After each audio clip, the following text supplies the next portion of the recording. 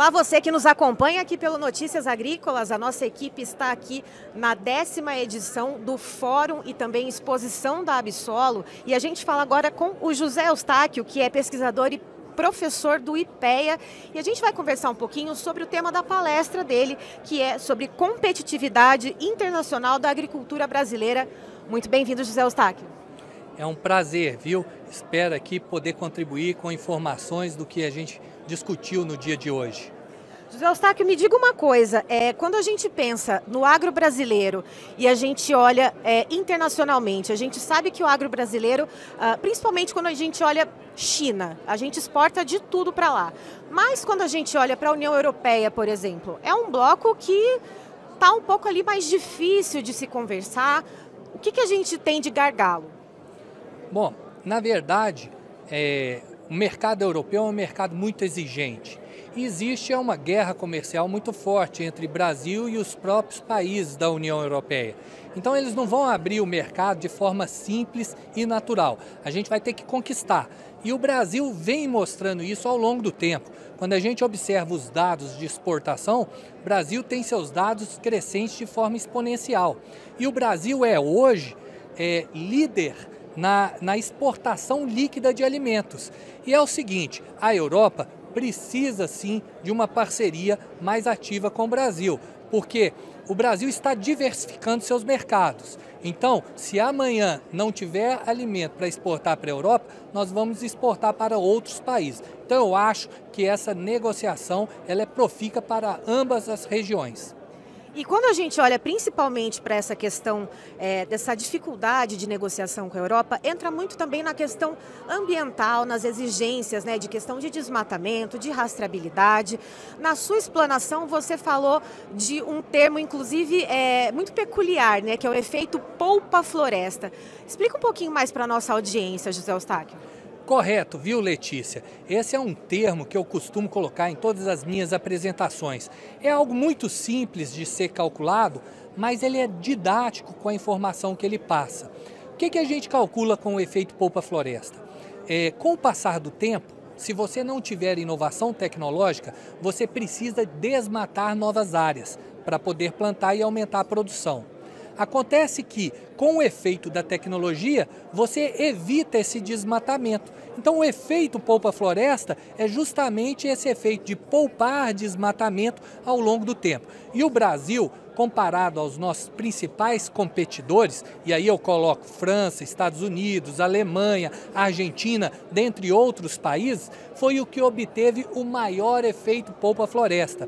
De 1990 até o ano de 2020, o Brasil poupou praticamente metade do seu território. Ou seja, se a gente não tivesse a absorção e a incorporação de novas tecnologias, hoje metade do Brasil seria produzido com alimentos do setor agropecuário. E, na verdade, a gente utiliza 7,5% do território nacional com a produção de grãos e um pouquinho mais, 15% a 20%, com a produção pecuária. Ou seja, nós utilizamos muito pouco do nosso território para a produção de produtos agropecuários comparativamente aos maiores países agroexportadores.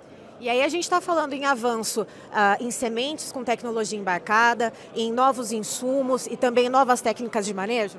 Isso, é um conjunto, é uma combinação enorme e o Brasil se tornou muito eficiente nessa gestão dos insumos. A gente está falando de fixação biológica de nitrogênio, variedades com maior grau de produtividade, geneticamente modificados algumas dessas variedades, também na pecuária, animais com maior índice de produtividade, ou seja, a capacidade do agricultor de entender essas informações no mercado e aplicar na sua produção. Ou seja, esse conjunto todo vem mostrando que o produtor agropecuário brasileiro, ele é acessível à incorporação de novos conceitos, novas tecnologias, e isso mostra o crescimento exponencial da produção agropecuária brasileira.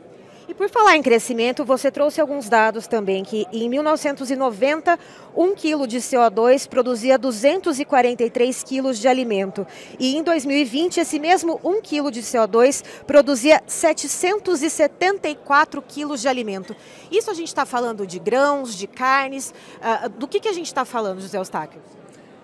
Bingo, viu, Letícia? A gente está falando nesse dado especificamente de produção agrícola. Eu tenho o mesmo dado para produção pecuária e ele mostra um crescimento exponencial igual.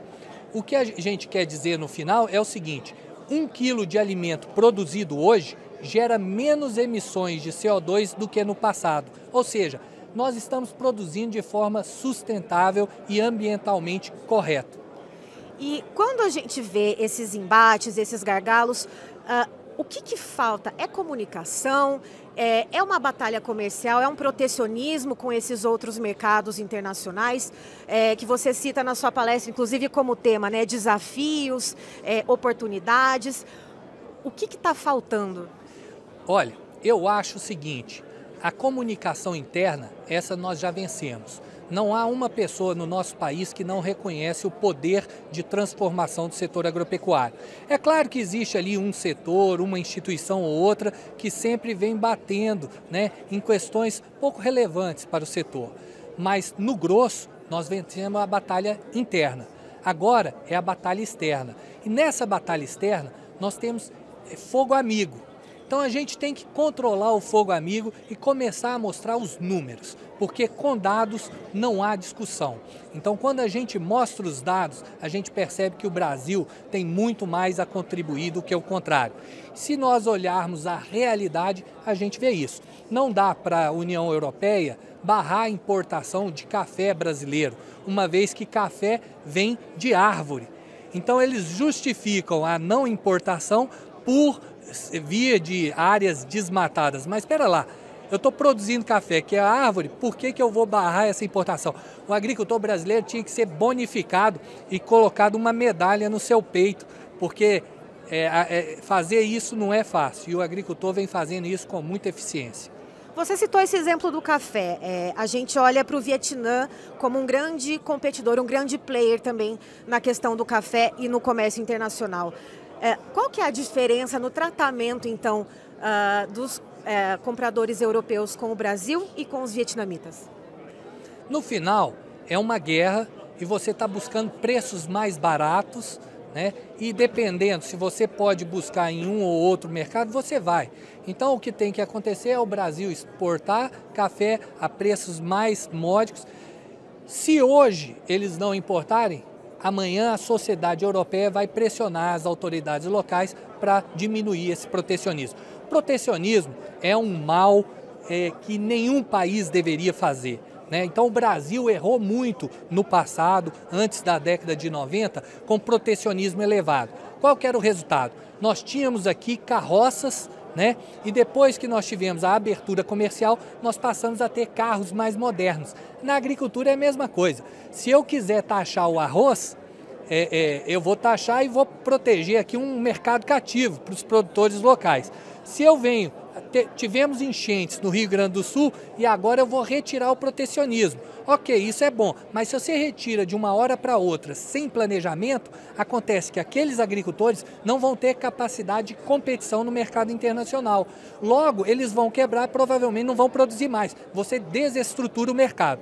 Então, a retirada do protecionismo não é da noite para o dia. Tem que ter planejamento estratégico, tem que ter foco e tem que ter ação de forma bem pontual para você ter um resultado de ganhos de eficiência, aumento de investimento, e o aumento de investimento gera inovação tecnológica. Se a gente não consegue aumentar o investimento, a gente não vai ter os ganhos produtivos.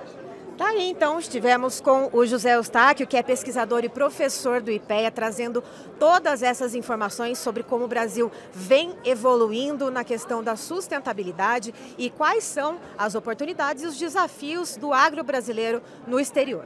Eu encerro por aqui, já tem mais informações para você. Notícias Agrícolas, informação agro relevante e conectada.